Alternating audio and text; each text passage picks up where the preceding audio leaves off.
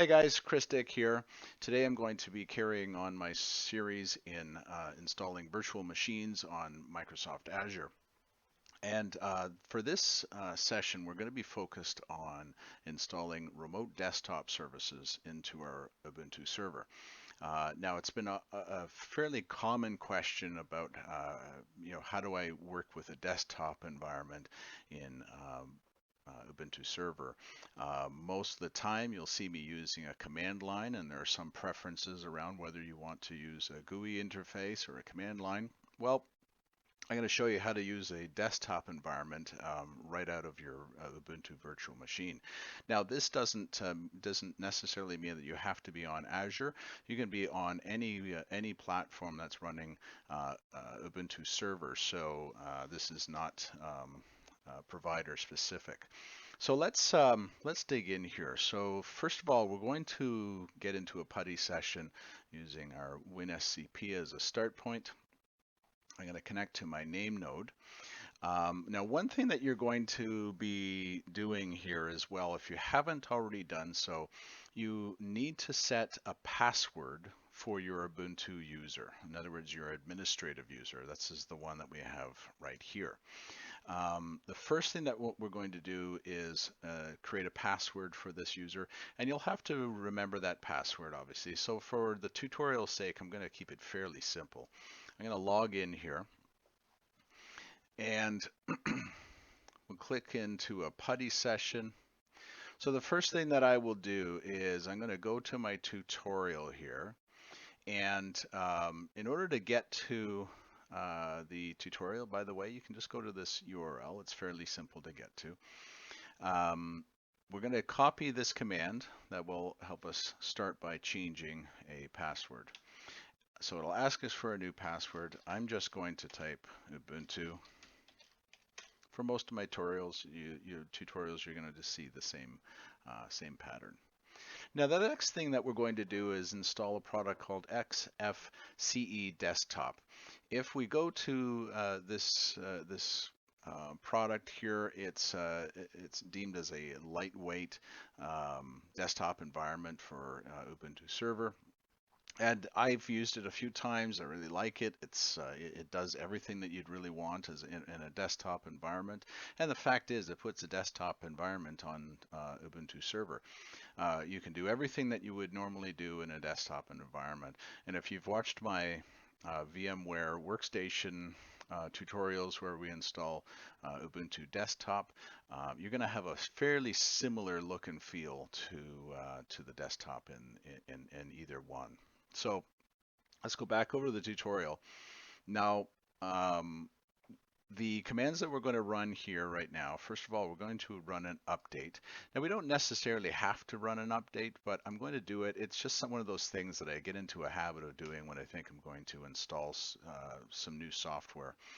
The next command that we're going to run is going to install a few things. First of all, it's going to install the XFCE desktop environment, and we're also going to install some additional tools for the desktop environment.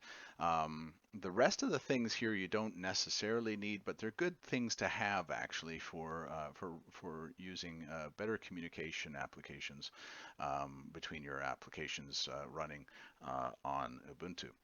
So I like to install all of those all at once. They're kind of a good collection of tools to have. So we'll run this here. I just copied that, by the way. That's how I ended up getting it into the system. And I right click here and it just pastes it in. So makes it fairly easy to get it in there. So we'll run this. Now, this process can take quite a while. So I'm going to pause my session here while this installs, and we'll pick up when it's finished. Okay, so we're installed. Now, the next thing that we're going to do here is we need to install the remote desktop server. So we will run these two commands. So this command here will actually install the packages that we need to do that. So we'll click that, and we will install those packages. The next line that comes down here will actually enable the desktop service. So as soon as the system reboots, it's going to start up the desktop service. Let's just see how we're doing with our installation. Looks good. We're just in time to finish here, and I'm going to paste that in. So again, pasting, I just right click, by the way, on the mouse. So let's run that command, and it was fairly quick, very quick in fact. Sometimes it's a little slower than that, but not a big deal. Looks like it did everything it needed to do. Now I'm just going to widen my screen here a little bit so I can see what happens. Now we have to push the XFCE4 session into the session file. So let's do that right now. Okay, very good. And we're going to restart the XRDP service. Okay, the XRDP is the remote desktop service that we installed just now. We'll run that and restart it. And now the next thing that we have to do is go into our networking security group, and we're going to install some inbound port rules. Okay, so from this point, we're going to go into our virtual machine and click on networking. Now, if you've been watching my videos, you know that we have a shared network security group. So this means that the data node, let's see, which one, what was it? I think it was this one, name node and data node 1 that we set up are running on the same security group. So that means that if I install a new inbound port rule, it will mean that all of the computers in the cluster will have the same inbound port rule, which is pretty great. If you have to set up a lot of things, it's not a fun task to do. So this is fairly simple because the service for RDP is already there. That's remote desktop protocol. So it's already here in Azure. So we can just select that, and it automatically knows that it's port 3389. It's a TCP protocol. The action is allow. Now the priority is an arbitrary number that you can set. Essentially it means when is this thing going to be installed in the priority of other ports that it's setting up. And we're going to go back over to the tutorial, and we're just going to go down here.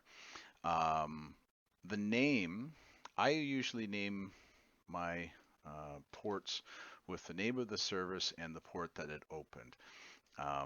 In my opinion, that's just the way to do it. You can see their default here for port 8080, that would be the HTTP port, was it just port _ 8080. So here I say remote desktop 3389. Okay, now you can put a description in there as well if you like, but all we have to do from this point is click on add. Okay, so right now, if you look at these security interfaces, we have SSH installed at port 22, and now we're going to install another one here. It's now freshly installed with 3389 as the port. It is now totally open, and we should be able to connect quite easily with remote desktop. So let's give it a try. Now, one thing I actually like to do before I do this, I always forget to do this, but I just like to do this because I think it's a good habit to get into. I'm going to just reboot my remote desktop, or not my remote desktop, but my virtual machine. So let's go ahead and do that right now. It doesn't take very long, but by doing that, you're kind of guaranteeing yourself that you're going to have everything up and running the way you expect it to be. Now the process takes probably about 30 seconds to reboot these virtual machines.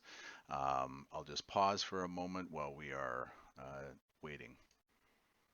Okay, so we're getting into our system here. We will just go into a Putty session just for the sake of having one open. In my remote desktop, what I've done here in the meantime is I've typed in my IP address, okay, and remember that's our public IP. That's this one right here, okay,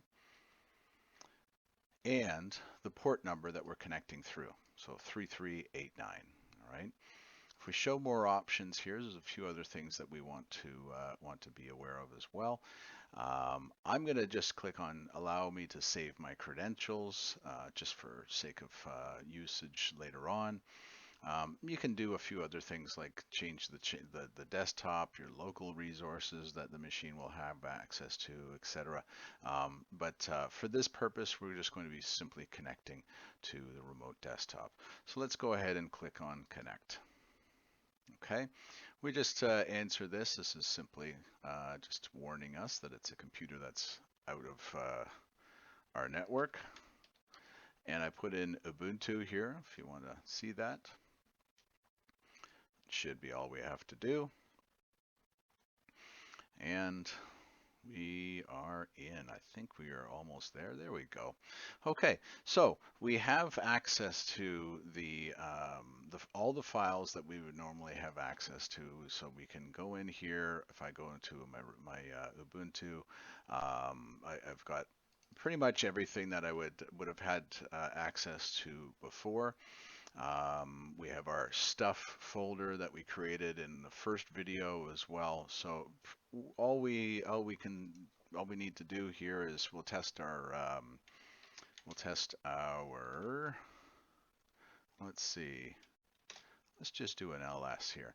So we know that we can use our terminal environment just the same way we would have before. We're logged in as Ubuntu. So if you created other users that were specifically for doing maybe other tasks, other administrative tasks, this is our full super user account, so it can do everything. But you may have other groups that you set up for doing remote desktop. So we'll get out of our remote desktop environment here.